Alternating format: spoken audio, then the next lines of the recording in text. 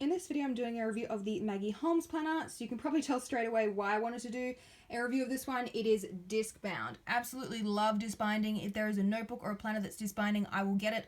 Love it. It's so much more flexible than having like fixed binding with the coil. You can add, remove pages as often as you want, add your own printables, add your own inserts, use inserts from other brands.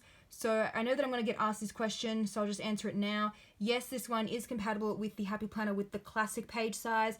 I have tested it, the inserts and the discs, like the mushroom stem length, they're all compatible, so you can interchange the two. And I will have photos. If you don't believe me, I've taken photos and I'll include those in the blog post, which will be linked down below.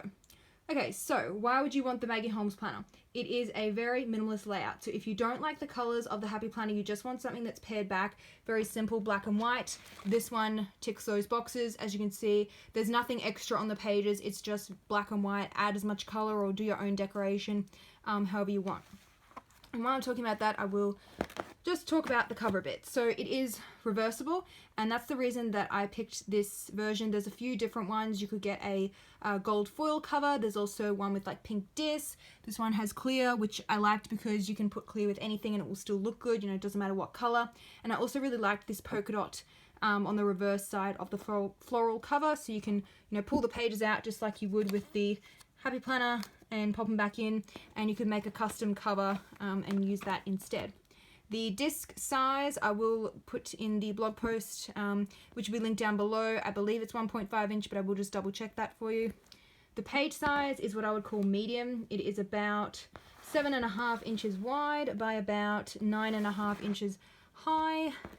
And the pages are only a smidge smaller than that cover, so you do get a little bit extra there, but basically the size that I've read out then is pretty much the size of the pages, but again I will have all those exact dimensions in the blog post. And the brand, Maggie Holmes, as you can see. So apart from just the black and white that you'll see throughout the planner, the only bits of color are these tabs and the dividers that are on the tabs, if that makes sense, like the patterns, and there's different ones for each month. Some of them, like I like that one, and then some of them don't really seem to fit. Got some floral, like this one. There's one that's got music notes, which to me just is a bit random. These tabs are really good, by the way. They're big, they're really sturdy cardstock, they're easy to grip because they're so big. So you see 6 at one time, and then you'll see the next 6 months, if you can see that. So we've got some more floral. There's those music notes that I was talking about, which are a bit random, which I don't really like. More floral, you get the idea. So at the start of the planner, let's just go back to the front. I know this is a bit disjointed, but I just wanted to make sure I didn't forget anything, so say the key things first. Okay, so we've got a dates at a glance for 2020 and 2021. These are the only dated pages in this planner. The months and the weeks are all undated, so you can stop and start using it any time that you want. So if you're purchased a planner or you're watching this video after these years have finished, doesn't matter. You can just pull those pages out and you've still got a planner that you can use for whatever year you want. These are notes pages at the front. The line spacing, I will measure that and have that in the blog post, which will be linked down below. I'm thinking it's about 7mm line spacing, and this is a bit bigger than the line spacing you'll see on the later pages in the planner, like on the monthly sidebar. So for each month, you've got that divider page, and I will just point out that it is double-sided, so the pattern, for most of them, it's printed on the front and the back. For a few, they just have like a blank, like creamy color on the back. And the other thing I wanted to point out is the tabs. They have the color printed on the front and the back, so it's not like the Happy Planner where you see the color and then you turn it over and it goes white. It's actually color printing on both sides, which is great. And then we have the monthly overview page. So I really like when planners include these pages, and I don't really understand why a lot of companies seem to skip over this. I think it's just a nice summary, like planning ahead page. The text is printed quite small, so you could easily just use some whiteout and write over the top, or if you have some title stickers, like there's that Happy Planner text like label handwritten sticker book, or if you've made some stickers like for your Erin Condren or whatever, you could easily just tape them over the top and turn it into whatever list you want.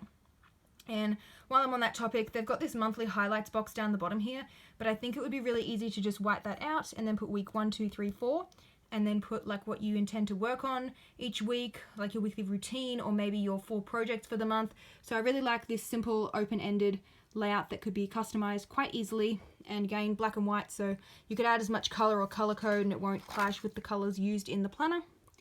The monthly calendar, as you can see, it's very stripped back. There's not really much on here to talk about. You've got boxes for each day. I will measure those and include the dimensions, which will be linked in that blog post down below. The start date is Sunday, which is consistent with that Dates at a Glance calendar. And then you've got a monthly sidebar. The line spacing, I think, is a smidge smaller than that notes page at the front. I'd say this is about 5 or 6 mil, no, probably 6 mil. And I think those ones at the front were about 7 or 8 mil.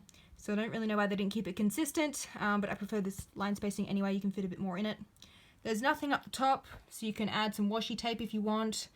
Because it's undated, you don't have to worry about any split boxes, you know, where they split it in half like a triangle, which I cannot stand because it's such a waste of space. You can just restart the numbering on the top row up here. If you wanted to add the dates, you could obviously handwrite them in, but some other options are dot markers, which are my latest obsession. I'll have a link to a post down below if you're not sure what they are. They are amazing, love them. Another option is obviously date dot stickers, and if you want to keep the theme of the black and white for everything, the My Primer, probably saying it wrong, planner has some really nice, simple black and white date dot stickers, which I would recommend because they would fit this whole theme of like minimalism really well. After the monthly calendar, we have the weekly spread, which as you can see is a vertical layout. I'm not a fan of vertical, however, it was the only weekly layout that I could find for this brand, so I'm hoping that these planners might gain a bit more popularity and then they might come out with some different weekly spreads like a horizontal or a dashboard. That would be great because I do really like this minimalist theme because then you can decorate and add as much color as you want. It starts on a Sunday, which is consistent with that monthly calendar that I showed before. The week starts, that's great. Same with the lined note sidebar, much the same size. You've got that space up the top. They do have this random like weekly goal, which I don't really understand that. I would probably want like a box, an actual box to write in, I think would be more practical than just a weird line with a whole bunch of empty space, but easily could be fixed with some whiteout. I'll measure each of these boxes for each day as well, and I'll have that in that blog post linked down below.